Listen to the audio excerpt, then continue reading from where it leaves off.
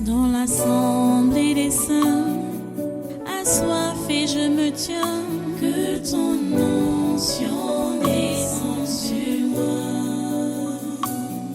Conscient que mon destin est dans le creux de ta main, que ton onction descende sur moi. Je suis disposé, assoiffé, que ton onction descende sur moi. Je suis disposé, assoiffé, que ton onction descende sur moi.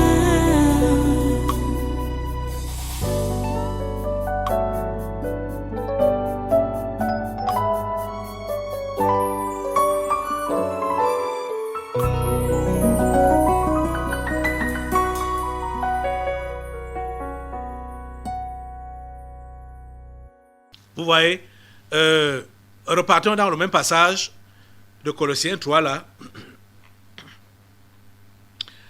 Vous allez voir dans la suite l'exhortation que Paul donne, comme ce que nous venons de lire là. On va repartir dans 1 Pierre là-bas, mais repartons d'abord, rentrons d'abord dans Colossiens 3.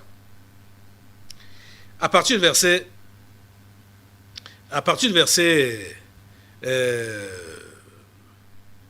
12, continuons la lecture, parce qu'il disait qu'il y a un verset 12, oui. Ainsi donc, comme des élus de Dieu, saints et bien-aimés, revêtez-vous d'entrailles de miséricorde, de bonté, d'humilité, de douceur, de patience. Supportez-vous les uns les autres. Et si l'un a sujet de se plaindre de l'autre, pardonnez-vous réciproquement, de même que Christ vous a pardonné, pardonnez-vous aussi. Mais par-dessus toutes ces choses, revêtez-vous de la charité qui est le lien de la perfection, et que la paix de Christ, à laquelle vous avez été appelés pour former un seul corps, règne dans vos cœurs, et soyez reconnaissants. Verset 16, écoutez donc. Que la parole de Christ habite parmi vous abondamment. Que quoi? Que la parole de Christ habite parmi vous abondamment. Rappelez-vous ce que le verset 10 a dit, et ayant revêtu l'homme nouveau, qui se renouvelle dans la connaissance selon l'image de celui qui l'a créé. Et on a vu dans 1 Pierre ici, on n'a même pas encore fini, il y a d'autres passages qu'on va voir qui nous enseignent et nous invitent à nous nourrir de la parole pour grandir ou pour être renouvelés à l'image de celui qui nous a créés. Il dit donc au verset 16 que la parole de Christ habite parmi vous abondamment. Habite parmi vous, la parole de Christ doit habiter parmi vous comment? Abondamment. Abondamment. Instruisez-vous et exhortez-vous les uns les autres en toute sagesse, par des psaumes, par des hymnes, par des cantiques spirituels, chantant à Dieu dans vos cœurs sous l'inspiration de la grâce. Et quoi que vous fassiez, en parole ou en œuvre, faites tout au nom du Seigneur Jésus, en rendant par lui des actions de grâce à Dieu le Père. Que la parole de Christ habite parmi vous abondamment. Nous avons besoin de l'abondante parole de Christ. Vous comprenez? 1 Pierre chapitre 2, verset 2, qui dit encore, désirez comme des enfants nouveau-nés le lait spirituel et pur, afin que par lui vous croissiez pour le salut. Si vous avez goûté que le Seigneur est bon, approchez-vous de lui. Pierre vivant. Donc, si tu as goûté que le Seigneur est bon, tu dois t'approcher de lui. Et tu t'approches de lui par comment? Tu t'approches de lui par sa parole. Au niveau de sa parole. C'est là que Dieu te parle. Tu comprends? Si vous voyez que vous n'avez plus le désir de lire la parole ou d'écouter sa parole, quand on veut lire la parole, ou quand ça dit à l'idée d'entendre lire la parole, ça vous dérange, comprenez que le vieil homme s'est déjà réinstallé en vous. Le vieil homme est revenu en vous. Comme quelqu'un a dit que le vieil homme sait nager. Comme on l'enterre par le baptême, il sait nager. C'est pas que c'est lui qui est habile. C'est quand tu n'obéis pas. que le vieil homme a le dessus sur toi. Quand tu n'obéis pas aux instructions, c'est tout, hein. Quand on n'obéit pas, c'est tout. La désobéissance. C'est ça l'incrédulité. C'est ça le doute. Parce que quand Dieu va te dire, fais ceci, toi tu ne fais pas. Tu t'attends à quoi? Comment est-ce que tu peux progresser? Hein? Imaginez-vous cet enfant-là, ce bébé-là, à qui on veut donner le biberon ou le sein maternel. On lui donne, il refuse. Hein? À chaque fois, on fait comme ça, là. Il ne veut pas prendre.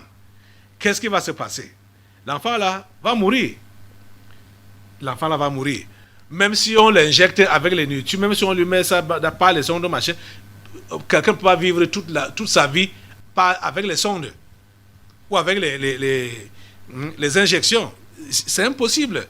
Il faut se nourrir convenablement. Ça doit entrer par la bouche. Vous comprenez? Vous devez être nourri de la parole. Et la parole est là, hein, disponible.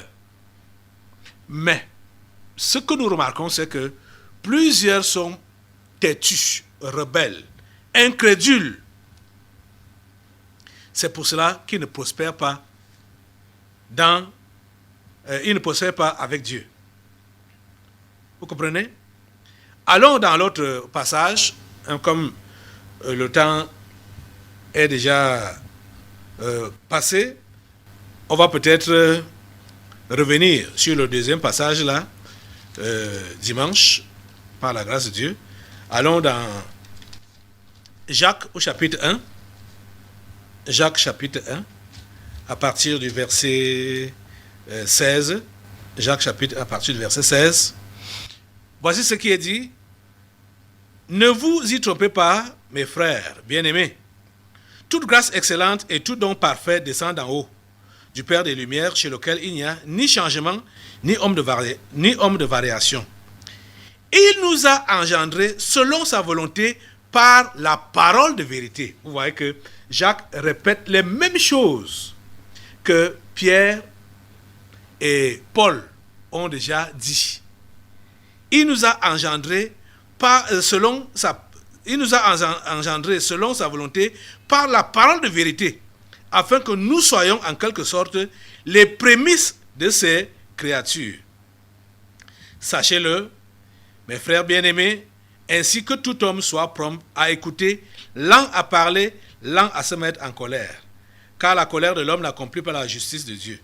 C'est pourquoi, rejetant toute souillure et tout excès de malice, recevez avec douceur la parole qui a été plantée en vous et qui peut sauver vos âmes. Vous voyez, nous sommes en train de comprendre que depuis le jour que nous sommes nés de nouveau, jusqu'à aujourd'hui, la parole de Dieu, on a reçu la parole qui est plantée en nous.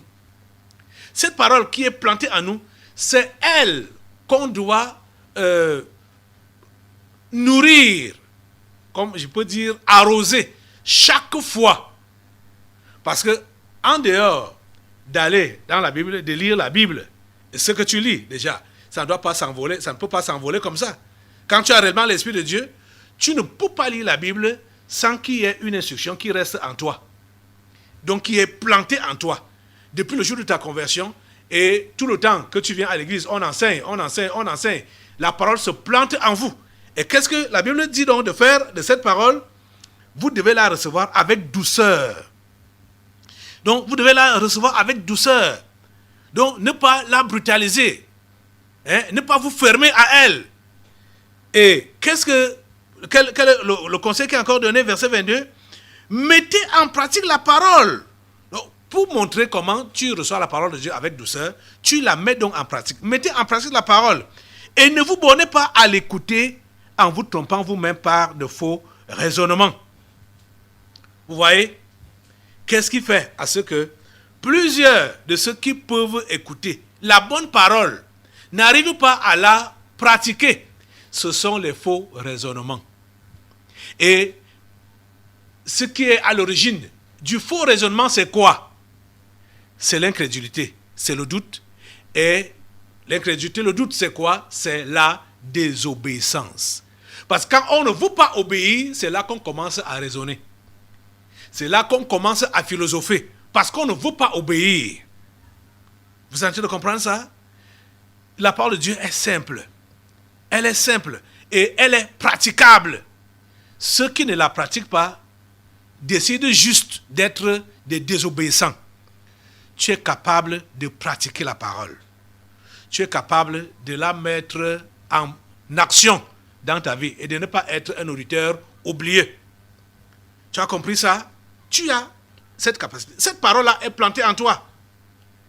Depuis, tous ceux-là qui sont nés de nouveau ont cette parole plantée en eux. Depuis le premier jour de leur nouvelle naissance jusqu'à tous les enseignements qu'ils ont eu à recevoir, ce qu'ils ont eu à lire dans la Bible, ce qui leur a été expliqué ici à l'église, c'est là en vous.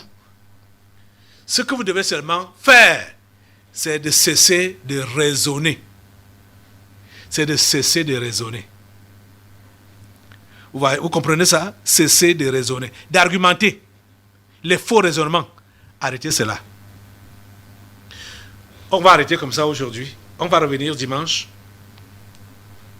Lève-toi sur tes deux pieds. Je ne sais pas à quel niveau tu es maintenant là. L'histoire de raisonner, de critiquer la parole, ce n'est pas bien. Tu ne peux pas. Parce que quand tu critiques, quand tu raisonnes, tu rejettes. Et tu n'es pas donc nourri. Parce que d'autres ont pris, comme je parlais de Papa Njomo l'autre jour, qui m'a écrit pour dire qu'il a désobéi à mon instruction. Et on dirait que c'est mon instruction. C'est la Bible qui a dit que ceux qui sont en faute, ceux qu'on met sous discipline, on ne doit pas avoir de communion avec eux. Ce n'est pas moi qui ai dit ça. C'est la parole de Dieu qui dit ça. Ce n'est pas moi, ce n'est pas l'évangile de Caleb Ngouatarana. Vous voyez? Donc, voilà donc comment plusieurs sont limités. Ils pensent que ce sont les instructions du pasteur Caleb. Donc c'est son évangile. C'est lui qui a dit ça. Ils ne comprennent pas que c'est la parole. S'il te plaît, laisse les faux raisonnements, laisse les disputes inutiles, laisse l'incrédulité, laisse le doute. Accepte la parole, mets-la en pratique. C'est ça qui va permettre que l'homme nouveau en toi soit renouvelé. Il n'y a pas d'autre magie. Il n'y a pas d'autre chose à faire. Laisse la parole. Donne-lui la priorité. Donne-lui la première place dans ta vie, comme Dieu même a donné. La Bible nous dit que Dieu a élevé sa parole au-dessus de son nom. Au-dessus de son nom. Tu dois donner la primauté à la parole de Dieu. Il t'a engendré par cette parole-là pour faire de toi les prémices de ces créatures. Donc les premiers fruits de ces créatures. Pour donner à toi la primauté au niveau de sa créature. Donc toi aussi, donne la primauté à la parole pour que tu continues donc à évoluer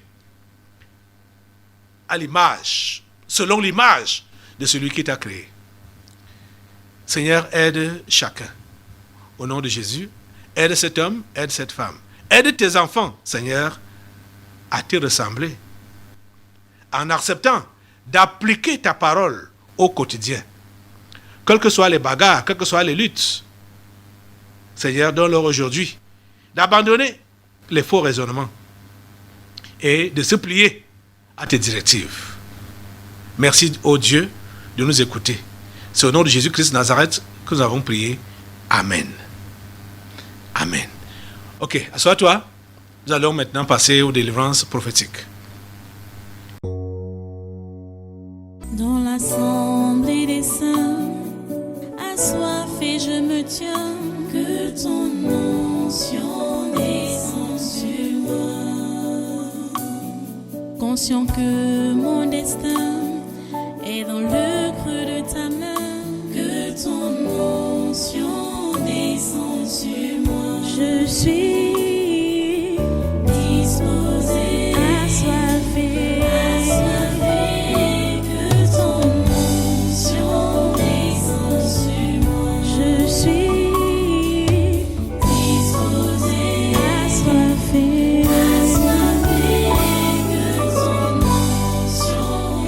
sont sur moi.